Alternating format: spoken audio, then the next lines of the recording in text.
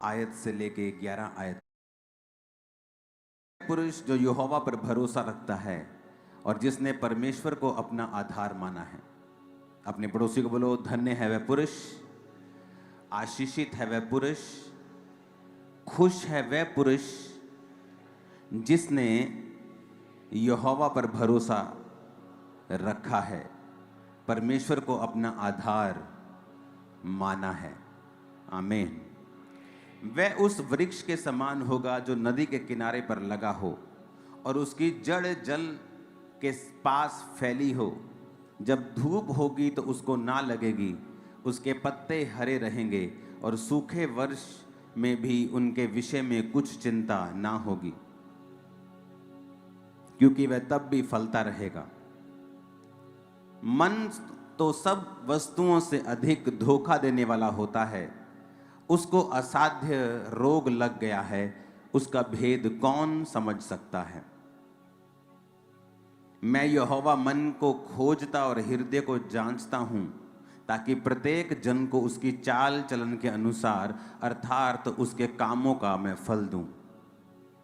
जो अन्याय से धन बटोरता है वह उस तीतर के समान है जो दूसरी चिड़िया के दिए हुए अंडों को सेती है।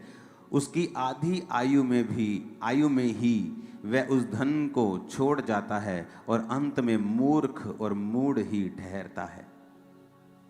जोर से हालेलुया बोलो जरा। यहां पर दो तरह के व्यक्ति परमेश्वर ने दिखाए हैं। एक व्यक्ति वो है जो परमेश्वर के ऊपर भरोसा रखता है, जिसने परमेश्वर को अपना आधार माना है। परमेश्वर यानी वचन को अपना आधार माना है। वो उस वृक्ष के समान है लिखा जो किनारे पर लगाया गया, उसको पानी देने की जरूरत नहीं, क्योंकि नदी का पानी उसको लगातार सींचती है। और यही बात भजन संहिता में लिखी है कि वो अपनी ऋतु में फल लेके आएगा और उसके पत्ते कभी भी मुरझाएंगे नहीं। और फिर 9 आयत में वचन मुड़ जाता है और वचन कहता है कि मन तो सब वस्तुओं से अधिक धोखा देने वाला होता है। अगर आज आप दुनिया को देखेंगे तो हर जगह आपको ट्रबल दिखाई देता है। पहले ही मालूम नहीं होता था, क्योंकि सब लोग न्यूज़ चैनल्स के ऊपर आधारित थे कि न्यूज़ चैनल पे कोई न्यूज़ आ गई तो हमें मालूम होता था, अच्छा फलाने सेलिब्रिटी के लाइफ में ये हो रहा है। अब जब से सोशल मीडिया आया है, सब की लाइफ एक्सपोज हो गई है कि वो क्या कर रहे हैं, किधर हैं, उनकी लाइफ में क्या है। सोशल मीडिया ने ये काम कर दिया है। अब हमें ये बात मालूम हो रही है कि ट्रबल हर जगह है, मुश्किल हर जगह है। सेलिब्रिटी से लेके अमीर से लेके गरीब से लेके कोई भी इससे बचा नहीं है। लेकिन ऐसा क्यों कि हर जन मुश्किल में, चाहे वो पैसे वाला हो चाहे वो पैसे वाला ना हो।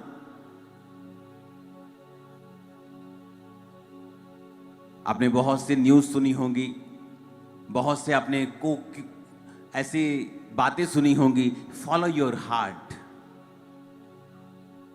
जो आपका दिल करता है वो करें। और जब ये बात सब कर रहे हैं, जो उनका दिल करता है वो कर रहे हैं, और इसीलिए सब दुखी हैं, क्योंकि वचन हमें ये नहीं कहता फॉलो योर हार्ट। बाइबल बिल्कुल विपरीत है। बाइबल कहती है कि तुम्हारा हार्ट जो है, तुम्हारा दिल जो है, तुम्हारा मन जो है, वो तो सब वस्तुओं से अधिक धोखा देने वाला है। जो व्यक्ति तुम्हें सबसे अधिक धोखा देने वाला है, अगर तुम उसको फॉलो करोगे तो एंड क्या होगा? एंड ये होगा कि आप एक अनसेटिस्फाइड लाइफ जी रहे होंगे। एक ऐसी लाइफ जो आपको फुलफिल नहीं कर गई, एक ऐसी लाइफ जिसको देखकर आप प्रसन्न नहीं हैं, एक ऐसा परिवार, ऐसा बिजनेस जिसको देखकर आप खुश नहीं हैं, ओवरऑल अपनी लाइफ को देखकर आप प्रसन्न नहीं हैं, हैप्पी नहीं हैं, सेटिस्फाइड नहीं हैं। अभी भी बहुत सारी चीजें हैं जो आपको चुभती हैं। क्यों? क्योंकि आप अपने मन के अनुसार चले हैं, आपने अपने हार्ट को फॉलो किया है। और वचन कहता है heart is the most deceptive thing. इसको पढ़ेंगे अगर इंग्लिश में है तो, the heart is deceitful above all thing. क्या लिखा? कि जो हार्ट है डिसाइडफुल है, धोखा देने वाला है, अबव ऑल थिंग्स, सबसे ज्यादा कहता है अगर कोई धोखा देने वाला है वो तुम्हारा हार्ट है, वो तुम्हारा मन है। सबसे अधिक तुम्हें धोखा देता है ये। मोस्टली लव मैरिजेस बड़ी दुखी रहती हैं एक टाइम पर आकर, क्योंकि मन, बाइबल कहती है, सबसे अधिक तुम्हें धोखा देता है।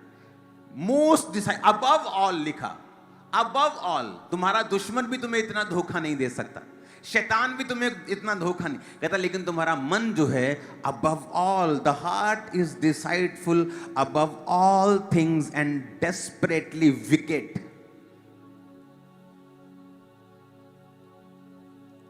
कहता बहुत विकेट है ये। कहता ना तू बड़ा विकेट इंसान है यार, तू बड़ा दुष्ट इंसान है तू।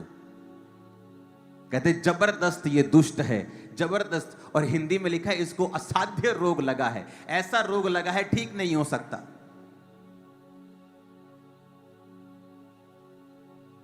आज बहुत सारी फैमिलीज की न्यूज आती हैं कि फैमिलीज के अंदर भी व्यभिचार है, रिश्तेदार एक दूसरे के साथ व्यभिचार कर रहे हैं। क्यों? मन की वजह से। क्योंकि मन जो है वो सब वस्तुओं से अधिक धोखा देने वाला है। उन्हें लगता है वो प्रेम कर रहे हैं, लेकिन मन आपको धोखा दे रहा है, वो व्यभिचार है। लोग चोरी कर रहे हैं और उस चोरी को अपने मन में जस्टिफाई कर रहे हैं, क्योंकि मन आपको धोखा दे रहा है। और वचन कहता है the heart is deceitful above all things. मन तो सब वस्तुओं से अधिक तुम्हें धोखा देने वाला है।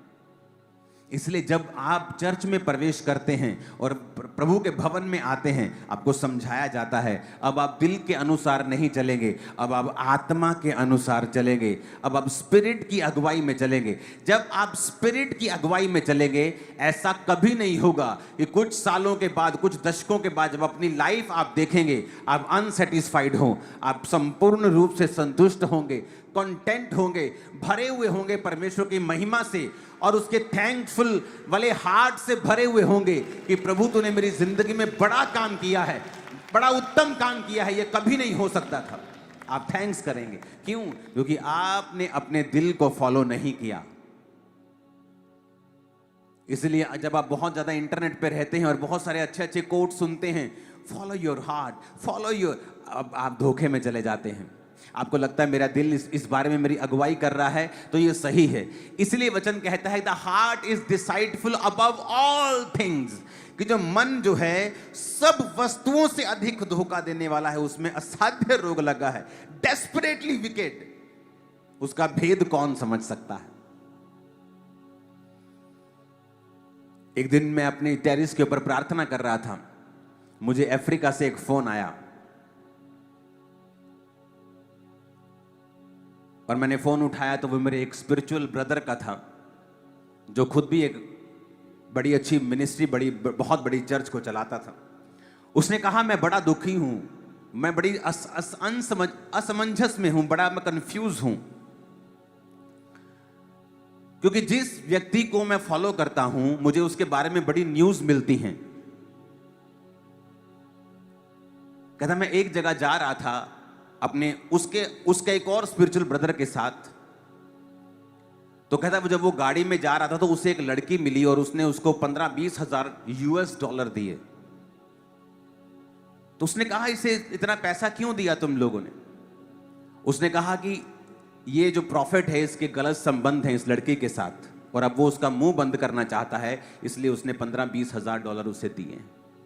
कहता मैं बड़ी असमंजस में हूं, क्या अब भी मैं इस मंडली को फॉलो करूं?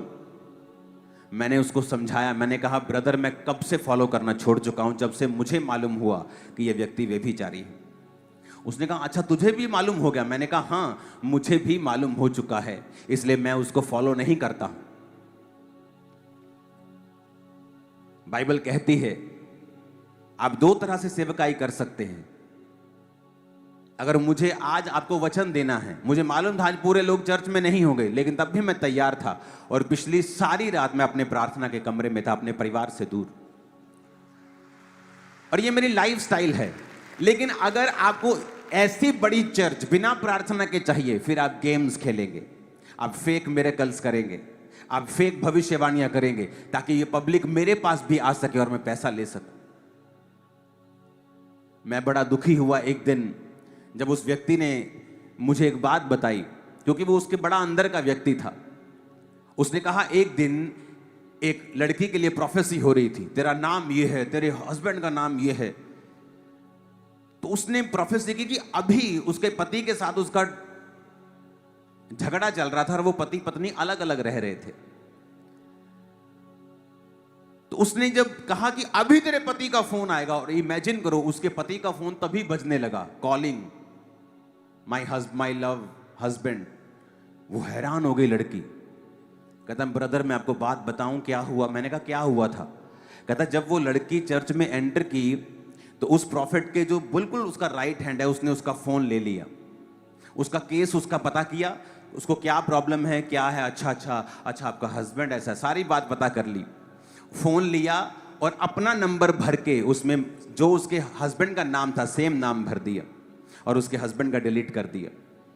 और जब वो प्रोफेसी हो रही थी उस लड़के ने अपना फोन घुमाया और उसको लगा कि वाह मेरे हस्बैंड का फोन आ गया, प्रोफेसी काम कर रही है। और वो लड़की चिल्लाने लगी वाह गॉड, वो तो परमेश्वर को सोच रही थी कि परमेश्वर कर रहा है।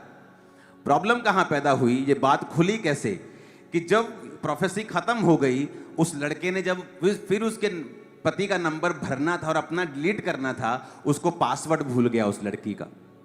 जब पासवर्ड भूल गया वो उसने फोन उठाया और वो चला गया मीडिया में। उसने मीडिया के अच्छे अच्छे बंदे को बोला यार मुझे पासवर्ड भूल गया, तुम उसको खोल सकते हो। वो अच्छे अच्छे लड़के थे, उन्होंने 5-10 मिनट ट्राई किया, फोन नहीं खुला, तो मजबूरी उसको फोन वापस करना पड़ा। मैं उसको बोल रहा था, मैंने कहा ब्रदर जब वो लड़की घर जाएगी और जब ये देखेगी कि उसके साथ धोखा हुआ है, कैसी ठोकर उसको लगेगी परमेश्वर में, क्या उसको ठोकर नहीं लगेगी। उसने कहा ब्रदर मैंने ये बात की और मुझे पता क्या जवाब मिला। कहता ठोकर एक को लगेगी ना, लगने दो, पर उस प्रोफेसी को देख के 100 लोग चर्च में जो आएंगे, हमें वो चाहिए, हमें ठोकर से कोई मतलब नहीं।